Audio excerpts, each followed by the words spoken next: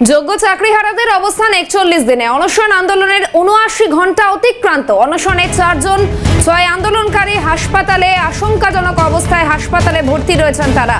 মূল দাবি তাদের প্রাপ্য চাকরি ফিরিয়ে দেওয়া হোক। চাকরিহারাদের দাবি ২০১৬ সালে পরীক্ষা দিয়েছিলেন, আবার পুনরায় কেন পরীক্ষা দেবেন তারা, এবং মূলত এই দাবি তাদের যে প্রাপ্য চাকরি ফিরিয়ে দেওয়া হোক তাদের।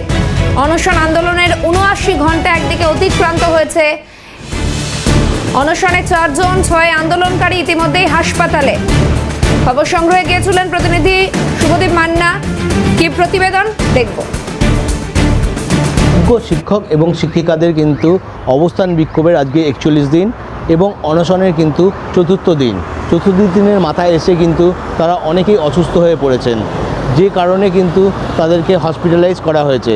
এখনও পর্যন্ত কিন্তু ৪ জন অনশনকারী রয়েছে এবং তারা কিন্তু জানাচ্ছে তারা কিন্তু আর পরীক্ষা দেবে না, কারণ ২০১৬ সালে তারা পরীক্ষা দিয়ে উত্তীর্ণ হয়েছে, তারপর আবার কেন পরীক্ষা, এই কারণ নিয়েই কিন্তু তারা বক্তব্য রাখছেন। এর পাশাপাশি বলছেন তাদের যেন যোগ্য চাকরি তাদেরকে ফেরত দেওয়া হয়, সরকার যেন তাদের দিকে মুখ তুলে তাকায়, সেই কারণেই কিন্তু তারা অনশন চালাচ্ছে এবং অনশন কিন্তু ততদিন চলবে যতদিন না তাদের দাবি মানা হচ্ছে। এছাড়াও কিন্তু তারা বলছেন যে তাদের শারীরিক অবস্থা যতদিন ঠিক থাকবে ততদিন কিন্তু অনশন চালাবে এবং তারপরে কিন্তু অন্য যারা শিক্ষক রয়েছে তারাও কিন্তু অনশনের পথে পা বাড়াবে। মূলত আজকে কিন্তু চতুর্থ দিনের মাথায় এসে এমনই বক্তব্য দিল অনশনকারী, যদিও বা তারা কিন্তু ১০ জন থেকে ৪ জন হয়েছে এই মুহূর্তে। শুভদীপ মান্না, ক্যালকাটা নিউজ। আশঙ্কাজনক অবস্থায় হাসপাতালে চিকিৎসাধীন রয়েছেন বেশ কয়েকজন এবং তাদের মূল দাবি প্রাপ্য চাকরি ফিরিয়ে দেওয়া হোক, সসম্মানে পুনর্বহাল করা হোক তাদের চাকরিতে। এই দাবিকেই সামনে রেখে তাদের এই আন্দোলন। কি বলছেন তারা, শুনবো।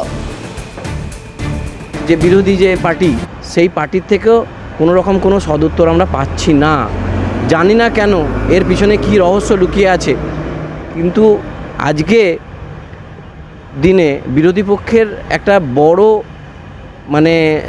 একটা বড় চ্যালেঞ্জ ছিল। এরা যদি আমাদের সঙ্গে থাকতেন এবং আমাদেরকে যদি কিছুটা হেল্প করতেন, তাহলে হয়তো আমাদের আন্দোলনটা অনেক বেশি সহজ হতো।